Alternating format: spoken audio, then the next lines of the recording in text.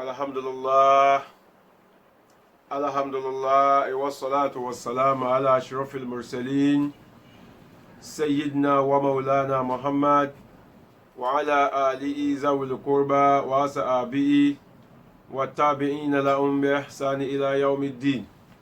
Ya jama'atal muslimina wal muslimat والمؤمنين والمؤمنات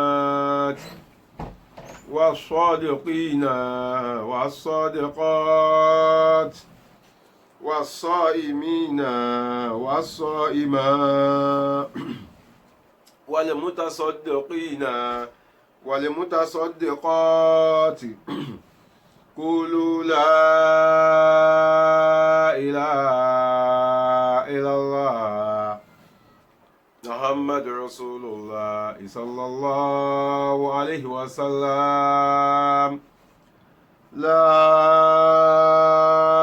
إله إلا الله محمد رسول الله صلى الله عليه وسلم الحمد لله الحمد لله الحمد لله رب العالمين.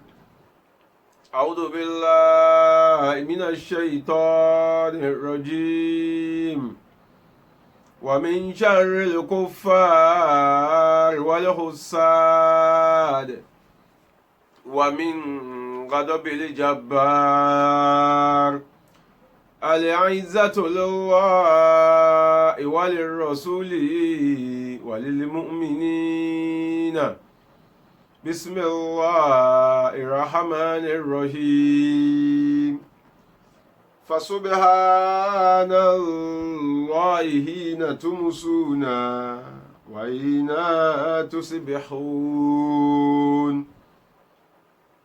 وله الحمد في السماوات والأرض وعشيا وحين تظهرون يخرج الحي من الميت ويخرج الميت من الحي ويحيي الأرض بعد موتها وكذلك تخرجون.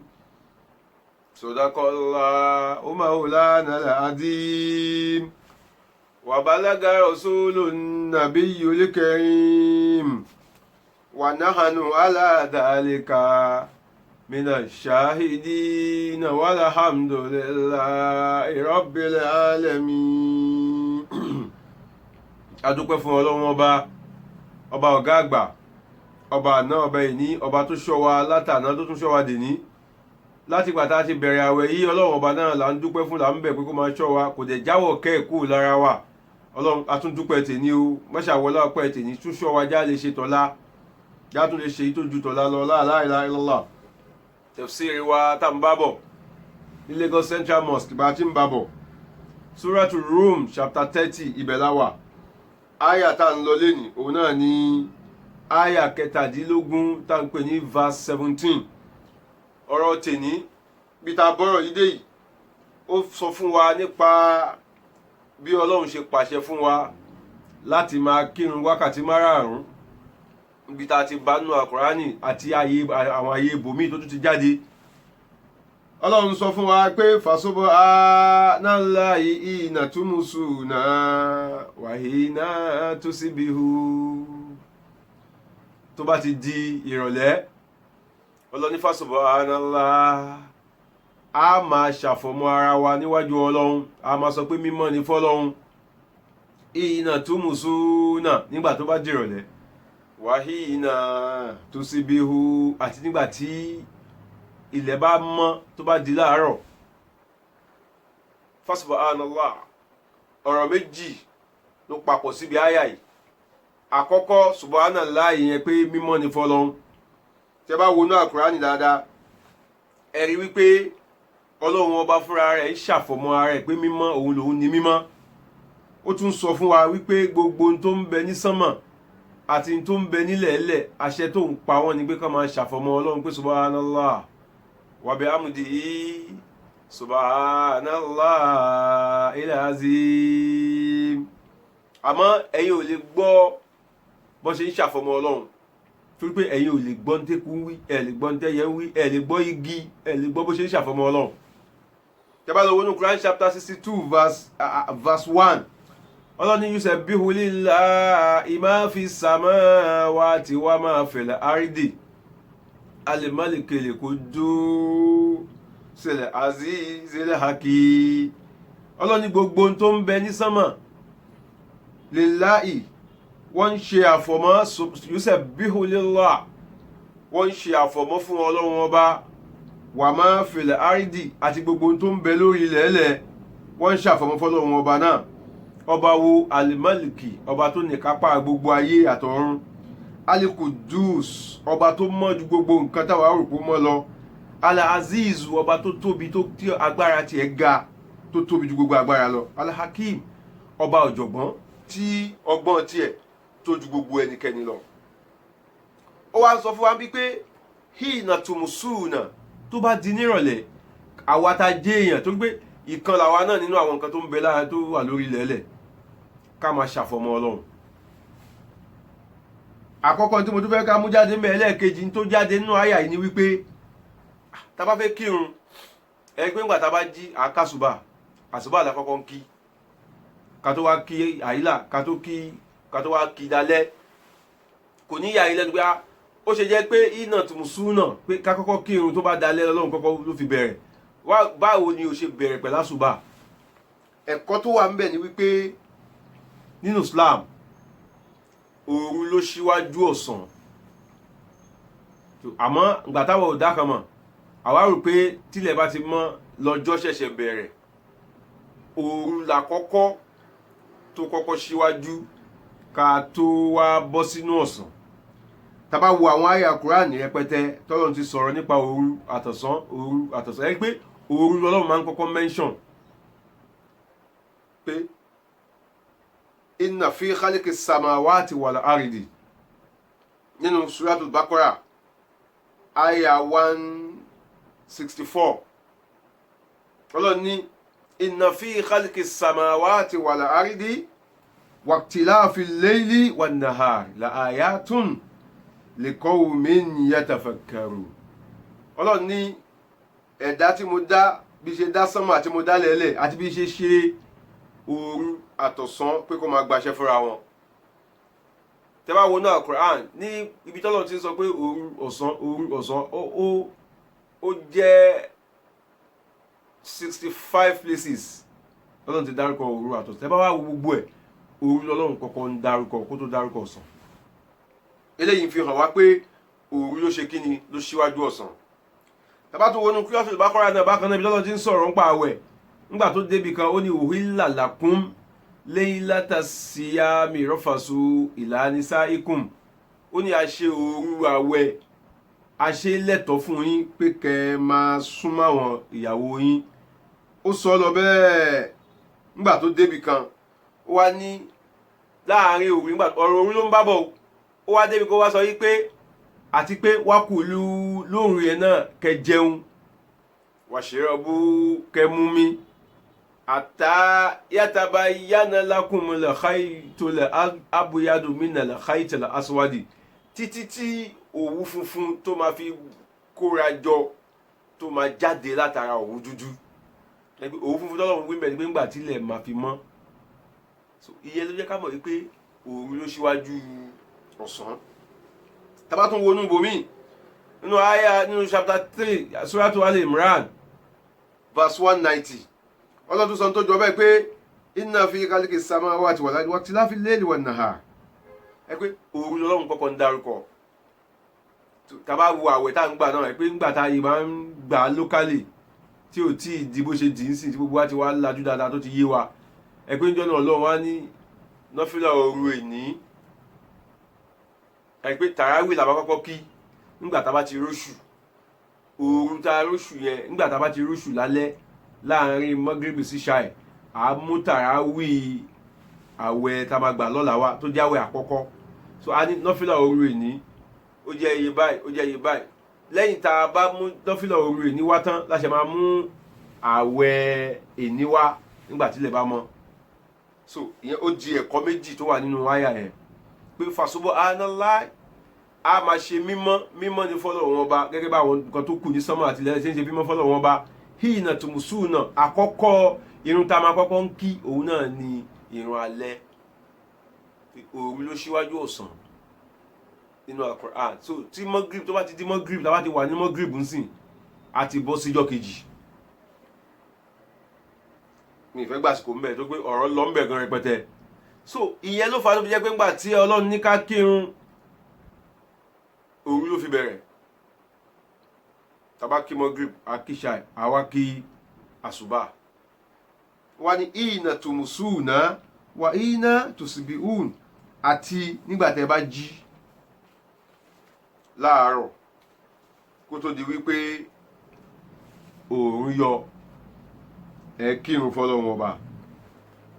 Wa ashiyan ẹ tún kí tó bá tó wá di pé ilẹ̀ mọ́ dáadáa tẹ́ bá tó kí tán walahul hamdu ẹ tún máa dá ọpẹ́ fọ́lọ́run ọba yìí. Ọba wo? Ọba tó ṣe pé òun ló lọ́pẹ́ ní gbogbo sánmọ̀ àti nílẹ̀ẹ́lẹ̀. Wa ashiyan tó bá tún di lọ́wọ́ alẹ́ tí òkùnkùn tó ṣú biribiri ẹ tún ṣe kíni ẹ tún kírun fọ́lọ́run ẹ tún fọpẹ́ fọ́lọ́run. Wa hina tuzhirun tó bá tún dìgbà tí ilẹ̀ mọ́ gan-an tó mọ́ dáadáa ẹ tún kírun fọ́lọ́run. Tẹ́ bá wò dáadáa ibi tí Ọlọ́run ti sọ nípa wákàtí márààrún ni pé ká kí, torí ẹlòmíì tí ò dá mọ̀ pé Ọlọ́run ní ká kí wákàtí márààrún, ẹlòmíì ń bèèrè ká ṣó wà ní Kùránì pé ká kí wákàtí márààrún. Ó wà ń bẹ̀ o. Ibi tá a kà dé yìí ni Quran chapter 30 verse 17 and 18. Now tá bá lọ bẹ́ẹ̀ tá bá tún wo inú ibòmí nínú Quran chapter 17 ní Suratu Bani Israel verse 78 Ọlọ́run tún sọ tó jọ bẹ́ẹ̀ fún wa pé akimi solata liduluki shamsi ila gasakil layl. Ẹ̀rí látìgbà tí ó dúró pé òòrùn fẹ́ yọ títí tí ilẹ̀ máa fi ṣú Ọlọ́run tún ní ká kí wákàtí márùn-ún náà Ọlọ́run dárúkọ ń bẹ̀. Tẹ́ bá tún lọ wo inú Quran Ọlọ́run tún sọ ń bò mí pé fasbir ala ma yaquluna wasabbih bihamdi rabbika qabla tulu'i shamsi wa qabla ghurubiha. Inú Suratul Taha nìyẹn wà wípé ìwọ ṣe sùúrù lórí gbogbo ń táwọn aláìmọ̀kan àbáwọn kèfèrí tí wọ́n gbọ́lọ́n gbogbo tó bá ń sọ sí ìwà náà Muhammad. Bẹ́ẹ̀ náà lọ́n bá wa wí àwa mùsùlùmí. Àmọ́ sabbih bihamdi rabbika ṣe subhanallah pẹ̀lú alhamdulillah fún Ọlọ́run ọba ẹ̀ qabla tulu'i shamsi kó tó di pé òòrùn yọ wa qabla ghurubiha àti kó tó di pé òòrùn wọ̀. Wa min ana'il layli àtìgbà tó bá di pé ilẹ̀ fẹ́ ṣú fasabbih wa atrafan nahar la'allaka tarda kó tún ṣàfọ̀mọ́ Ọlọ́run tó bá tún di pé ilẹ̀ mọ́ dáadáa. Ẹ rí pé ntọ́lọ́run bá wa sọ ń bí ọ̀rọ̀ tó lágbára púpọ̀ ni. Tẹ́ bá wò dáadáa ìrun tọ́lọ́run fẹ́ ká kí tó fi ní ká tó fi tó fún wa tó fi pé wákàtí márùn-ún pé kó máa bọ́ sí àárọ̀ kó bọ́ sọ̀sán kó tún bọ́ sálẹ̀ ó nítumọ̀ o, nítorí pé oore ńlá ńlá Ọlọ́run ṣe fún wa pẹ̀lú bó ṣe ní kílẹ̀ máa ṣú kílẹ̀ máa mọ́. Àmọ́ àwa lè má ronú débẹ̀ lọ́lọ́run ṣe ń pàkíyèsí wa síbẹ̀. Àkíyèsí àkọ́kọ́ ni wípé wa huwa alladhi ja'ala al-layla wan-nahara khilfatan.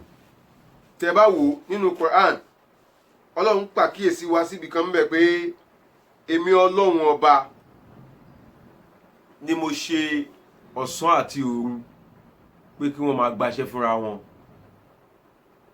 Mo wá ṣe ọ̀sán pé kẹ́yìn èèyàn kẹ́ máa fi wá jíjẹ àti mímu àtọlá Ọlọ́run kẹ́ máa fi wá káàkiri.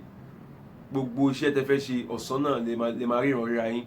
Ẹni tó fẹ́ ṣiṣẹ́ bíríkìlà, ẹni tó fẹ́ ṣiṣẹ́ kọ́lékọ́lé, ẹni tó fẹ́ ṣiṣẹ́ gbálẹ̀gbálẹ̀, ẹni tó fẹ́ ṣiṣẹ́ ẹnjìnírìn, gbogbo iṣẹ́ tó mú kẹ́ fẹ́ ṣe ọ̀sán nígbà tẹ́ máa ríran dáadáa tí lè mọ́ dáadáa. Ọlọ́run ni mo filẹ̀ fún yín àtẹni tó fẹ́ tajà pàápàá. Ìtẹ́bùtẹ̀gù fọ́dílá min rabbikum walita'lamu adada sinina wal hisaba. Àǹfààní àkọ́kọ́ tọ́lọ́run ṣe tó fi ṣọ̀sán àtòru fún wa pé kó máa gbaṣẹ́ fúnra wọn nìyẹn.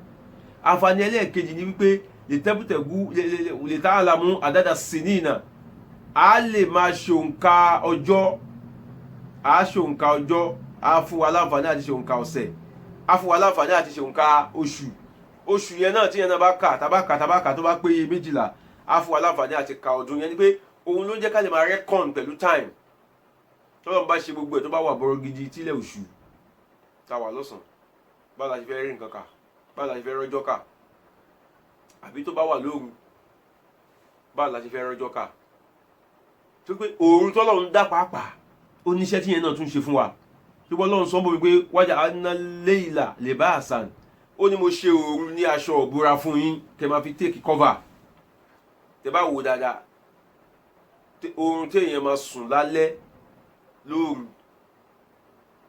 ó yàtọ̀ sí tí èèyàn lè sùn lọ́sàn kò sí bí èèyàn ṣe lè mọ orun ọ̀sán sùn tó kò lè dàbí tòru so ọlọ́run dá òòrùn fún wa ká fi sùn ká fi sinmi ó dá ọ̀sán fún wa ká fi ṣe kíni ká fi ṣiṣẹ́ so ẹni tó bá jẹ́ pé òun kò ṣiṣẹ́ ọ̀sán òòrùn ló ń ṣiṣẹ́ tiẹ̀ ẹ̀ṣọ́ dáadáa yàtọ̀ sáwọn tó ń ṣe shift tí wọ́n rán ní shift o tó yẹ pé ó máa bọ́ sọ̀sán gbà mí ó máa bọ́ sálẹ̀ gbà mí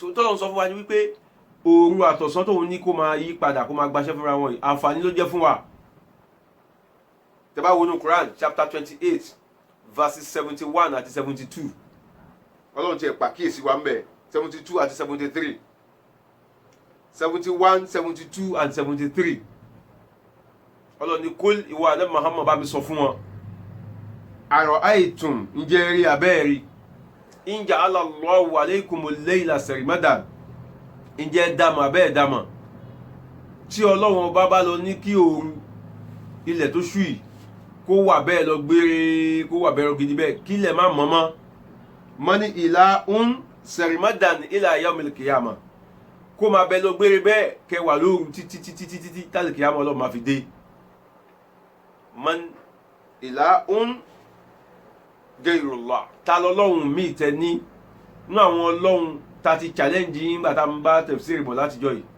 pé àwọn nǹkan míì tẹ́ ń pè lọ́lọ́run ta ni nínú wọn ya'tikum bid-diya'i afala tasma'un tó lè ní kí ilẹ̀ mọ́ fún yín tí ó fi fún yín ní ìmọ́lẹ̀ tọ̀sán ẹ̀yin náà wò kò sí iye iná tá a lè tàn lóru bó ṣe lágbára tó tílẹ̀ bá ṣú tó máa dàbí iná ìmọ́lẹ̀ tọ́lọ́run tó tàn fún wa lọ́sàn-án torí kó níṣẹ́ tọ́lọ́run fẹ́ ká máa fi ṣe ọlọ́run ta lọ́lọ́run míì tẹ ní tó lè fún yín ní ìmọ́lẹ̀ irú ìtẹ́mi fún yín gbà tílẹ̀ bá mọ́ tí n bá ní kílẹ̀ má mọ́ mọ́ ọlọ́run challenge wa bẹ́ẹ̀ ó tún tẹ̀síwájú pé tó bá jẹ́ pé òkè ilẹ̀ tiẹ̀ wá mọ́ kul ara'aytum in ja'ala Allahu alaykumun nahara sarmadan ilẹ̀ tó mọ́ ìyẹn tó bá yẹ pé mo ní kó máa bẹ lọ gbére bẹ́ẹ̀ títí yọ gbẹ̀dẹ̀ kìyàmà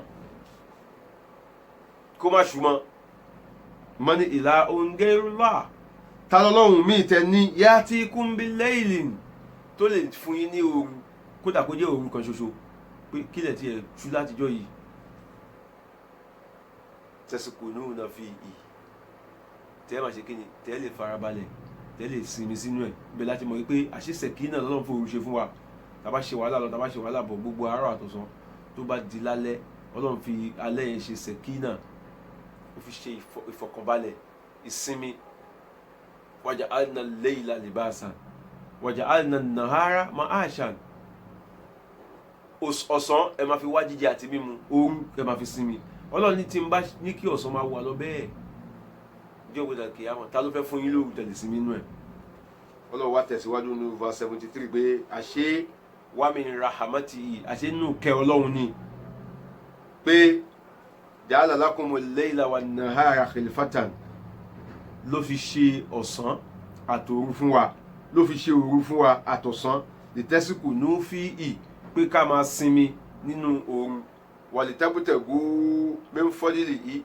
ká dẹ̀ máa wá ọlá ọlọ́run ká máa fi yẹn lọ ṣiṣẹ́ káàkiri lọ́sàn la'allakum tashkurūn kẹ́bà lè jẹ́ tí ó máa dúpẹ́ fèmí ọlọ́run ìyẹn ló ṣe wá sọ ń bí wípé walahul hamdu kẹ́ máa dúpẹ́ fọlọ́run lẹ́yìn tẹ́ bá ń ṣàfọ̀mọ́ fún un ìnà fi samawati wal ardi wa ashiyyan wa ìnà tuzhirūn bí tó ti ka wákàtí márùn fún wa nìyẹn o ìyẹn là nábì ṣe wá sọ fún wa pé tá bá fẹ́ kírun bá sọ pé Allahu akbar tá gbọ́ méjèèjì sókè kò sí nǹkan tó kù tó tẹ̀lé ju pé alhamdulillahi rabbil alamin, ọpẹ́ tọ́lọ́run ọba ní í ṣe, ọba gbogbo àgbáyé, ọba sánmọ̀, ọba alẹ̀, ọba inú omi, ọba inú yẹ̀pẹ̀, ọba orí òkè, ọba inú afẹ́fẹ́, ọba tí ó wà láàrin sánmọ̀ àti ilẹ̀ tí ò dókè tí ò délẹ̀, gbogbo ohun tó ń bẹ ń bẹ pátápátá lillahi, ọlọ́run ló ní gbogbo wọn. Akafatia tó fi jẹ́ pé àkọ́kọ́ ọ̀rọ̀ tá a máa sọ lẹ́yìn tá a bá ti gbérun dúró, tá a bá ti sọ pé Allahu Akbar, alhamdulillahi, torí pé gbólóhùn tọ́lọ́run sọ ń bí nìyẹn pé walahul hamdu, ọlọ́run ní kẹ́ máa dúpẹ́ fún nígbà tí a bá ti kọ́kọ́ ń kírun. Lẹ́yìn tá a bá ti wá dúpẹ́ fọ́lọ́run, takasura in tó kù tó máa tẹ̀lé, tá a bá ti rùkù kí ló kù? Subhana rabbiyal azim, subhana rabbiyal azim fabi amdihi, ẹ̀rí. Tá a bá tún forí kọlẹ̀ subhana rabbiyal ala faghfirli wa bi amdihi. So ibi tọ́lọ́run ti sọ fún wa ni, ẹ̀yin jọmọ́ mùsùlùmí lọ́kùnrin àti lóbìnrin, tọ́lọ́run ti ń sọ fún wa pé wákàtí márààrún a gbọ́dọ̀ máa kí. Òun ni àyà méjèèjì ta kà lẹ́nu pé ká máa ṣàfọ̀mọ́ fọ́lọ́run. Àwọn kan sábà máa sọ pé ká máa ṣàfọ̀mọ́ Ọlọ́run. Àwa kọ́ la fẹ́ fọ́ Ọlọ́run mọ́ o, àwa ń ṣàfọ̀mọ́ fún, à ń gbé títóbi fún ni. Tá bá sọ pé subhanallah, mímọ́ ni fún Ọlọ́run, ìyẹn ni pé Ọlọ́run tí ó dọ̀tí ni ẹ́, kì í ṣe pé àwa fẹ́ fọ̀ mọ́, òun ò dọ̀tí, àwa làwa dọ̀tí. Tá a bá ti wá sọ pé mímọ́ ni fọ́lọ́run yẹn, Ọlọ́run á ní ká mọ̀lá ká máa kó máa fọ ẹ̀ṣẹ̀ wa dànù kúrò lára wa. Ìyẹn ni àwọn ẹlẹ́sìn kan fún wọn láwọn òní àwọn ṣe mùsùlùmí, wọ́n dẹ̀ ń kírun àwọn ọmọ pé ìrun làwọn kí, wọ́n ṣe báyìí mímọ́ mímọ́ mímọ́, wọ́n tún tẹ kọ̀kọ̀ wá ní mímọ́ mímọ́ mímọ́, wọ́n tún sọ sin Ọlọ́run nínú lórí ìdojúbolẹ̀ gẹ́gẹ́ bó ṣe wà nínú Bíbélì náà pé mímọ́ mímọ́ mímọ́. Ọlọ́run sọ fún wa nínú Kùránì náà nìyẹn, Ọlọ́run ṣe pè wá ń dèlò nígbà tá a wà ní Suratul Ankabut, nígbà tá a kéwú débẹ̀ mo rán yín létí pé Ọlọ́run pè wá pé gbogbo wa ọmọ ìyá kan náà ni wá, gbogbo àwọn tí wọ́n àwa ta ní Kùránì àtẹ̀yìn náà tẹ níwèé mi lọ́wọ́, torí pé tó wà nínú ìwé yín àti tó wà nínú ìwé wa kò yàtọ̀ síra wọn. Àwọn kan náà ń yà wá lọ́tọ̀ọ̀tọ̀, àwọn tó fẹ́ jẹun náà lọ kọ́wọ́ bọ àwọn ìwé kan bẹ̀. Ẹ lọ wọnú dáadáa, ẹ lọ wọnú ìwé náà dáadáa, ẹ bá ń bẹ̀ tó sọ pé wọ́n sin Ọlọ́run ní ìdojúbolẹ̀. Kódà ó ṣàlàyé bí ẹni tó fẹ́ àlùfáà tó fẹ́ síwájú òun bó ṣe dúró síwájú tó bá wọn sọ̀rọ̀ Ọlọ́run, lẹ́yìn tó sọ̀rọ̀ Ọlọ́run tán ó sọ̀kalẹ̀ kó lórí mímbàrì, ó wá kọjú sí ibi táwọn tó kù kọjú sí, torí òun kọjú àwọn tó kù tẹ́lẹ̀ ni. Nígbà tó ń sọ̀kalẹ̀ lórí mímbàrì tó ti bá wọn sọ̀rọ̀ Ọlọ́run, ó wá kọjú sí ibi táwọn tó kù náà kọjú sí, àwọn tó kù wá wà lẹ́yìn tiẹ̀, wọ́n wá pe Ọlọ́run ọba, wọ́n pe mímọ́ mímọ́ mímọ́, wọ́n tún rùkù mímọ́ mímọ́ mímọ́, wọ́n tún sin Ọlọ́run ọba wọn ní ìdojúbolẹ̀. Ó wà ní Bíbélì bẹ́ẹ̀. So ìyẹn náà lọ́lọ́run sọ fún wa pé kò sí kankan tó yàtọ̀, ta'alaw ila kalimatin sawa'in baynana wa baynakum, kákújọ máa kí bọ́lọ́run ṣe ní ká kí, torí pé Islam gangan alukurani ó wá kọ́mplimẹ́ǹtì ìwé tí tẹ gbé dání ni, tó wà nínú ìwé yín wà nínú alukurani, èyí tí ò sí lọ́dọ̀ tí ló tún wà ń bí tọ́lọ́run fi kún tó fẹ́ fi kún ìwé tó ń sọ kalẹ̀. Ó dẹ̀ ṣàdéhùn pé tó lẹ́yìn kurani ohun tó sọ mí ò kalẹ̀ mọ́, torí pé bó ṣe sọ ńgbà tó máa sọ ìwé tí yín kalẹ̀ fẹ́ni tó sọ kalẹ̀ fún pé má gbàgbé sọ fáwọn èèyàn pé lẹ́yìn tiẹ̀ yìí ànábì kan ń bọ̀, àbí wòlíì ló pè àbá ànábì ló pè, ìkànnì méjèèjì ó ń bọ̀ lẹ́yìn tiẹ̀, yá tí min ba'di ismu Ahmad, orúkọ ẹ̀ pàápàá Ahmad ni ó máa jẹ́. Ó sọ fún wa bẹ́ẹ̀, ó sọ bẹ́ẹ̀ nínú Bíbélì, ó sọ bẹ́ẹ̀ nínú Quran pé òní kí Isa sọ fún wọn. So irun yìí gangan pàtàkì lọ́lọ́run fi so gbogbo wa pọ̀ torí wà nínú ìwé tiyín náà. Lẹ́yìn náà Ànábì wa Muhammad ó wá jẹ́ ká mọ̀ wípé tó bá díjọ́ gbé dal kiyama, irun yìí tọ́lọ̀ bá kọ́ máa tú ẹrù gbogbo wa, irun náà máa kọ́kọ́ máa lọ wò ń bẹ̀. Awwalu ma yuhassab bihi yawmal qiyamah as-salah. Kọ́ńtẹ̀ tó bẹ̀rẹ̀ sí ń béèrè kíní kankan mi, irun náà máa kọ́kọ́ máa wò. Ó dàbí ẹni tó kọ́kọ́ fẹ́ wọ ìlú onílù, kọ́ tó kọ́kọ́ béèrè anything lọ́wọ́ ẹ̀, passport yẹn máa kọ́kọ́ béèrè lọ. So irun yìí ni passport tá a máa kọ́kọ́ fi sọ̀rọ̀ níwájú àwọn màláíkà, kọ́ máa fi differentiate pé ok apá bí ni kí wọ́n dúró sí àbí apá àwọn ni kí wọ́n dúró sí. Irun yìí ó pàtàkì fún wa púpọ̀, Ọlọ́run wá fi ṣoore fún wa ni. Pẹ̀lú ògùn Ọlọ́run à ń yànnà náà dáadáa fúnra wa tábà lè parí ẹ̀ lẹ́nu. Oore tó wà nínú ó pọ̀ rẹpẹtẹ.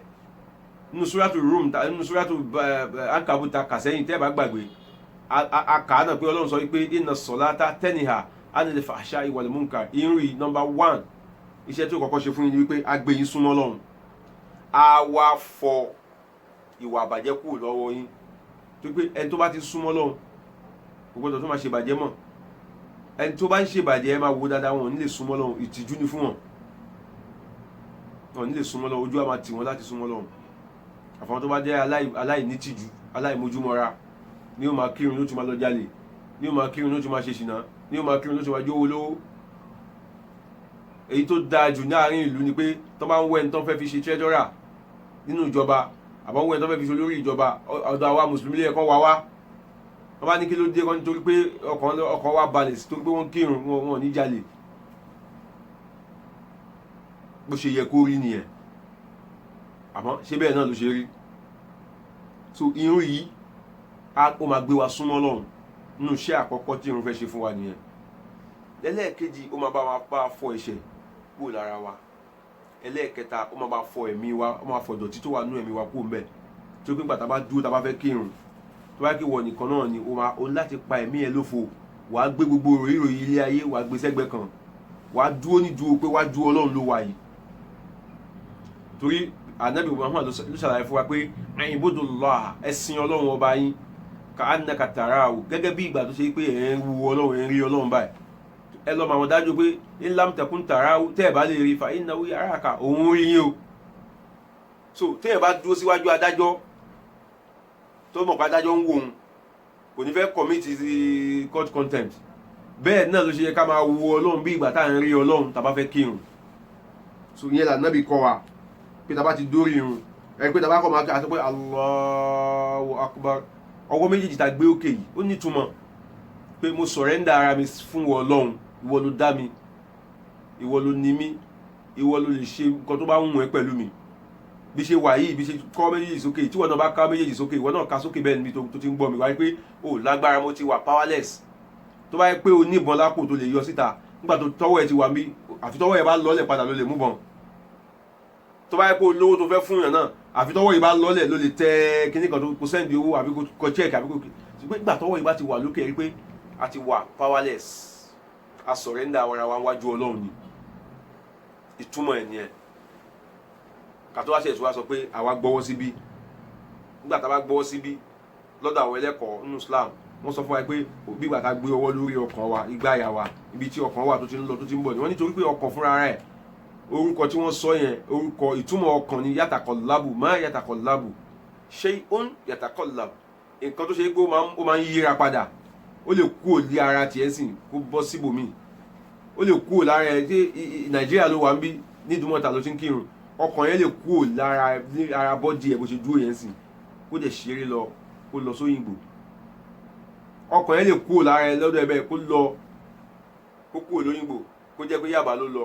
ó tiẹ̀ lè kú omi bí pátá kó jẹ́ pé Amẹ́ríkà ló lọ pé Ràfíà tó wà l'Amẹ́ríkà, báwo ni mo ṣe fẹ́ fún lówó tí mo fẹ́ fún, owó tí mo dẹ̀ ní kó fi ránṣẹ́ sí, ó dẹ̀ wà ń bí òun kírun lọ́wọ́. so lọ́sẹ̀ ní ká gbé ọwọ́ wa sórí igbá àyà yẹn, ká fi tẹ ọkàn yẹn mọ́lẹ̀ pé kó má jáde. so ó máa jẹ́ ká máa fura tọkàn bá fẹ́ jáde lára wa. ìyẹn ló máa jẹ́ ká ní consciousness pé iwájú Ọlọ́run la wà. ó di méjì. ẹlẹ́ẹ̀kẹta, nígbà tá a bá ń kírun, wọ́n ní ká máa wọlẹ̀ báyìí. ṣe pé àti ìkàkéwò kankan o, ká máa wọlẹ̀ báyìí. ibi tá a fẹ́ lọ forí kàn yẹn, ìtumọ̀ ẹ̀ ni wípé nígbà tá a bá ń wò, a máa wọlẹ̀ ẹlẹ́yìn pé inú ilẹ̀ yìí lọ́lọ́run ti dá mi. tó bá pẹ́ tó bá yá, ilẹ̀ yìí náà ló máa padà gbé mi sínú ẹ̀ bí ìgbà tí èèyàn gbé iṣu.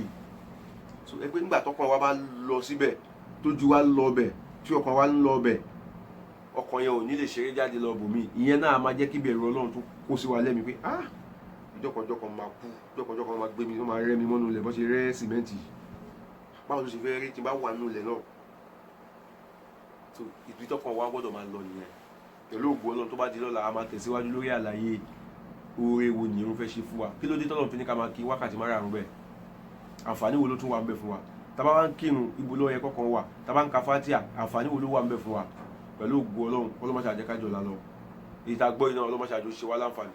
Rabbi innal udaka wa ya tukanurun tahdi biha man tasha tukanurun تهدي بها من تشاء سبحان ربك رب العزة عما يصفون والسلام على المرسلين والحمد لله رب العالمين.